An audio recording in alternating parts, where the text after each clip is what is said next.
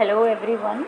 In this video we will study about the psychodynamics behind all leg complaints. अभी तक हम लोग ने वेरियस कंप्लेंट्स के पीछे का साइकोडायनेमिक्स पढ़ा था.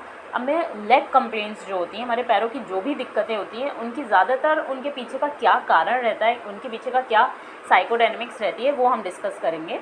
As we all know legs carry us forward in life. Leg का काम क्या होता है, हमें आगे की तरफ लाइफ में लेके जाना. तो इनकी प्रॉब्लम्स भी कुछ ऐसा ही इंडिकेट करती हैं कि लेग प्रॉब्लम्स में ज़्यादातर क्या दिक्कत होती है लेग प्रॉब्लम्स की, कि हमें लाइफ में आगे चलने का कोई डर है, फियर ऑफ मूविंग फॉरवर्ड. कहीं ना कहीं कोई ऐसा डर है कि लाइफ में आगे चलने में हमें कुछ प्रॉब्लम्स मिलेंगी या कुछ ऐसा भी.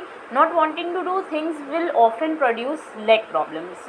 कुछ लाइफ में हम चीज़ें नहीं करना चाहते हैं अगर, या फिर कोई चीज़ें करने में हमें दिक्कत होती है तो, और हमें वो चीज़ें करनी पड़ रही हैं तो भी हमें पैरों की समस्याएं होती हैं.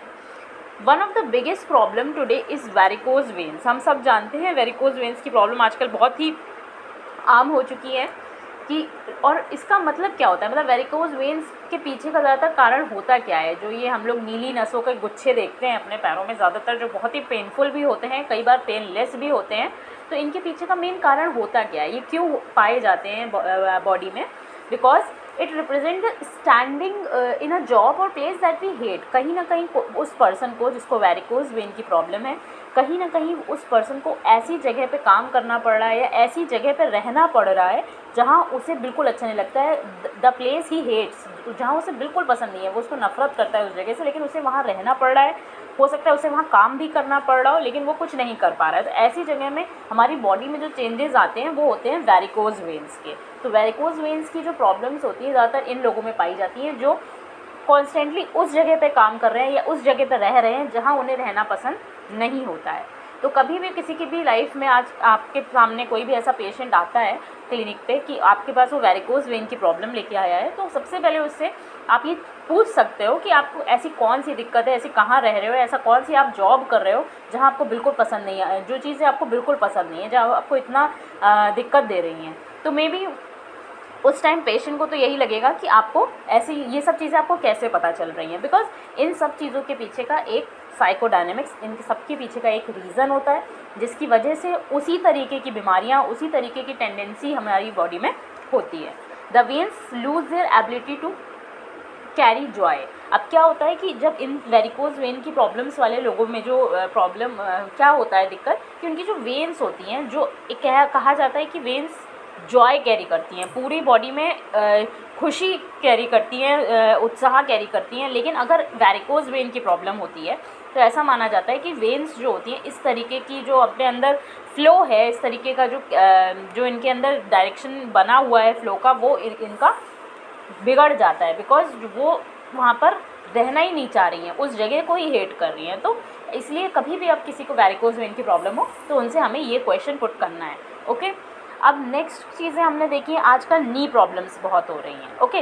नी प्रॉब्लम्स बहुत ही कॉमन हो चुकी हैं, घुटनों की दिक्कतें. तो नी होते क्या है, नीज़ जो एक हमारा जॉइंट है, नीज़ जो नी जॉइंट होते हैं वो रिप्रेजेंट करते हैं बेंडिंग को, प्राइड को, ईगो को और स्टबर्न होने को. मतलब कहने का है कि हमारे जो नी जॉइंट होते हैं वो क्या रिप्रेजेंट कर रहे हैं, हमारी बेंडिंग को. अब वो लाइफ में किसी भी पॉइंट ऑफ टाइम पे हम कैसा बेंडिंग की सिचुएशन आएगी, हम हो रहे हैं नहीं हो रहे हैं, हमारे प्राइड को रिप्रेजेंट करती है. हमारे घुटने हमारा प्राइड, हमारा जो एक गौरव है उसको रिप्रेजेंट करते हैं, ईगो को रिप्रेजेंट करते हैं, हमारे स्टबर्न होने को, मतलब कि हमारी ज़िद को, हमारी एक जो ऐसी ईगोइस्टिक जो डिग्निटी है ना, उसको एक तरीके से रिप्रेजेंट करते हैं हमारे घुटने. ठीक है. Often when we are moving forward we are fearful of bending. कई बार ऐसा होता है कि हम चलते चलते ऐसा लगता है हम मुड़ने का डर रहता है, हमें जो आगे चलने में ऐसा डर लगता है हम झुक ना जाएं. मतलब ये अगर आप अपनी लाइफ सिचुएशन से रिलेट करेंगे तो फिर ऐसा लगता है कि हम सीधे चलते रहें, आगे बढ़ते रहें, कोई भी ऐसा टाइम ना आए लाइफ में कि हमें झुकना पड़े. तो ऐसी चीज़ें हमारे दिमाग में रहती हैं. And we become inflexible. इस वजह से हम इनफ्लेक्सिबल हो जाते हैं. Not only by physical means, हम लोग मेंटली भी इनफ्लेक्सिबल हो जाते हैं. हम किसी के आगे झुकना पसंद नहीं करते हैं, हम किसी की बातों को समझना नहीं चाहते हैं, हम अपनी तो बोलना चाहते हैं, अपनी चीज़ों को समझाना चाहते हैं, लेकिन किसी की सुनना नहीं चाहते हैं.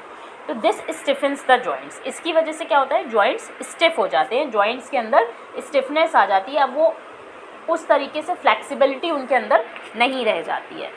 तो we want to move forward but we do not want to change our ways, हम चाहते तो हैं कि हम सीधा चलें, हम चाहते तो हम आगे चलें, लेकिन हम अपनी चीज़ें नहीं बदलना चाहते, हम अपनी वेज, हम अपने जो इस तरीके हैं वो बदलना नहीं चाहते हैं। तो इससे क्या दिक्कतें होती हैं, इससे हमारी नीज़ की, घुटनों की प्रॉब्लम इससे होती है। This is why knee takes so long to heal, our ego is involved there, हमारी वहाँ पे ईगो काम कर रही है, वहाँ ईगो इन्वॉल्व हो रही है। इसीलिए जब किसी को भी घुटनों की दिक्कत होती है तो ज़्यादातर वहाँ पर ईगो की प्रॉब्लम आती है कि कहीं उसकी लाइफ में ऐसा कोई सिचुएशन है, ऐसी कोई स्थिति चल रही है कि जहाँ वो बेंड नहीं होना चाह रहा है, या वो अपने घर में हो या वो अपने ऑफिस में हो, अपने कोलीग्स के सामने हो, कि वो बेंड नहीं होना चाह रहा है, ठीक है।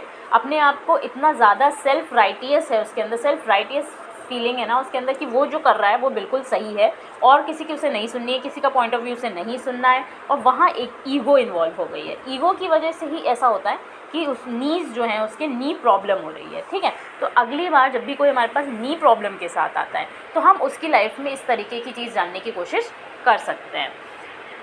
अब इसी से रिलेटेड होम्योपैथी में हम बहुत तरीके से हमें मेंटल्स देखने को मिल जाते हैं, फिर हम उस तरीके के रूब्रिक्स लेके मेडिसिन की तरफ आराम से जा सकते हैं। तो इसकी इंपॉर्टेंस ये होती है हमारी लाइफ में, where you are refusing to bend, drop the stubbornness and let go. तो हमें पेशेंट को इस समय ये चीज़ें समझानी चाहिए। अगर हमें उसकी लाइफ में हम क्वेश्चन करते हैं और हमें मिलता है कि हाँ ये कारण कहीं ना कहीं है, तो हम उसको समझाएंगे कि जो भी चीज़ ऐसी है जिसको आप होल्ड ऑन करे हुए हो, जिसको आप नहीं छोड़ना चाह रहे हो, जहाँ आपकी ज़िद आ रही है, जहाँ आपका प्राइड आ रहा है, जहाँ आपकी ईगो आ रही है, तो उसको वहाँ पे आपको छोड़ना है।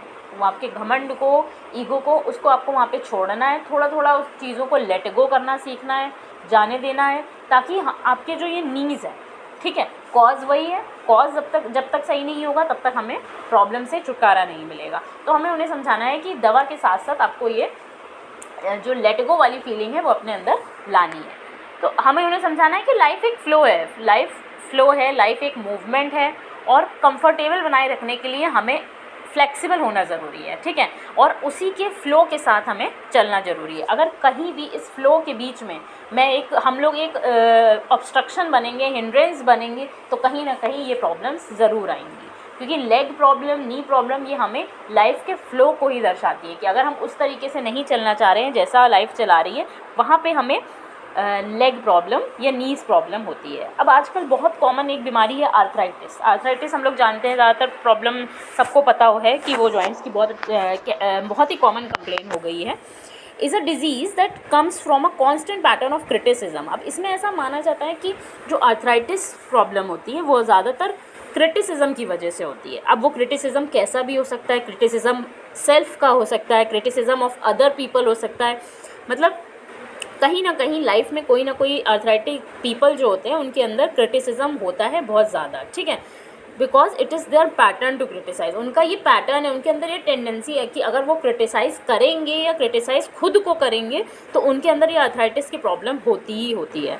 अब हमें उस समय क्या जानना है कि हमें उन्हें समझाना है कि उनने जो ये चीज़ें सोच रखी हैं, उन्होंने ये चीज़ें जो सोच रखी हैं कि वो परफेक्ट हैं, वो हर सिचुएशन में परफेक्ट बिहेव करेंगे, या फिर वो परफेक्शनिज़म है उनके अंदर, ऐसा नहीं है, ठीक है। कोई भी पर्सन इस प्लैनेट पे परफेक्ट नहीं है। हमें उन्हें ये चीज़ समझानी है कि हमें एक स्टैंडर्ड जो हम लोग ने फिक्स कर रखा है ना कि सुपर पर्सन होने का, या फिर वो चीज़ें हमें ख़त्म करनी है उनके अंदर से, ठीक है।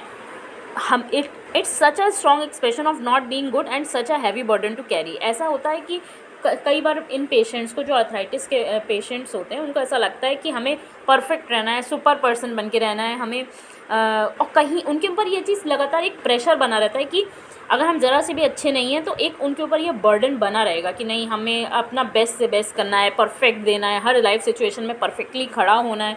तो और कहीं वो चीज़ें अगर नहीं हो पाती हैं तो वहाँ एक टर्म आ जाता है सेल्फ़ क्रिटिसिज्म। वो अपने आप को क्रिटिसाइज़ करने लग जाते हैं और कहीं ना कहीं वो दूसरों को भी क्रिटिसाइज़ करते हैं। तो उनकी लाइफ से ये क्रिटिसिज्म का जो पार्ट है, वो चाहे वो खुद को क्रिटिसाइज़ कर रहे हो या वो दूसरों को क्रिटिसाइज़ कर रहे हो, हमें वो चीज़ ख़त्म करनी है, क्योंकि जहाँ क्रिटिसिज्म आता है वहाँ पे आर्थराइटिस की प्रॉब्लम्स आती हैं। तो आजकल सबने देखा है कि लाइफ के साथ आर्थराइटिस की प्रॉब्लम्स कितना ज़्यादा कॉमन हो चुकी हैं। तो हमें इसको सही करने के लिए पेशेंट को समझाना चाहिए कि उनको जो ये चीज़ें हैं परफेक्ट होने की चीज़ें अपने दिमाग से निकाल लें, क्योंकि nobody is perfect in on this planet. And हम लोग को ये चीज़ें उनके दिमाग से क्लियर करनी चाहिए कि अब आप भी कोई परफेक्ट नहीं हो। अगर आपसे कोई गलतियाँ हो रही हैं, आपके अंदर कोई कमियां हैं, तो इसमें आपको खुद को क्रिटिसाइज़ करने की ज़रूरत नहीं है, या फिर दूसरों के लिए क्रिटिसाइज़ वाली फीलिंग लाने की ज़रूरत नहीं है, क्योंकि वहाँ पे जॉइंट्स की प्रॉब्लम, बोन्स की प्रॉब्लम, नीज़ की प्रॉब्लम वहाँ से स्टार्ट हो जाती है।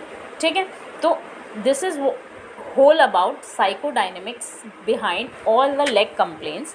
आगे हम लोग और भी टॉपिक्स देखेंगे, बहुत आएंगे, लेकिन मैंने आजकल जो मोस्ट कॉमन टॉपिक्स हैं वो मैं समझा रही हूँ कि उनके पीछे का मेन कारण होता क्या है। अगर हम पेशेंट से जानने की कोशिश करेंगे उन कारणों को और उनका सल्यूशन बताएंगे, तो कहीं ना कहीं पेशेंट अपनी लाइफ में उस जगह जहाँ भी स्टक है ना, उस चीज़ को वो सुधारेगा, उस चीज़ को वो सही करेगा। तो हमें इस पूरे मैटर को, इस पूरी बात को पेशेंट की नॉलेज में लाना चाहिए, क्योंकि उसे नहीं पता है कि कौन सी लाइफ में ऐसा कॉज उसकी बना हुआ है जिसकी वजह से वो इतना इन प्रॉब्लम्स से गुजर रहा है। तो उसे हमें समझाना चाहिए।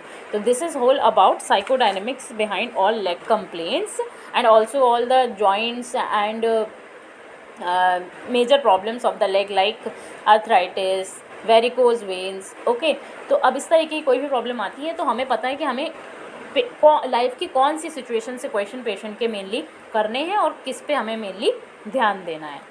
ठीक है, चलो अब हम लोग नेक्स्ट टाइम जब भी पढ़ेंगे तो हम नेक्स्ट टाइम ऐसा कोई टॉपिक स्टार्ट करेंगे जो आजकल बहुत कॉमन है, मतलब जैसे ये लाइक कंप्लेंट्स आजकल बहुत आ रही हैं, तो मे बी नेक्स्ट टाइम हम कोई स्किन की प्रॉब्लम्स डिस्कस करें या फिर कोई ऐसी चीज़ डिस्कस करें, पेन हो सकता है कहीं भी, और जो स्ट्रोक्स आजकल बहुत कॉमन हो चुके हैं, तो इनके बारे में हम डिस्कस करेंगे कि इनके पीछे का मेन कारण क्या होता है लाइफ में जो ऐसा होता है। Please like the videos, subscribe my channel and share the videos as much as you can. Thank you for watching.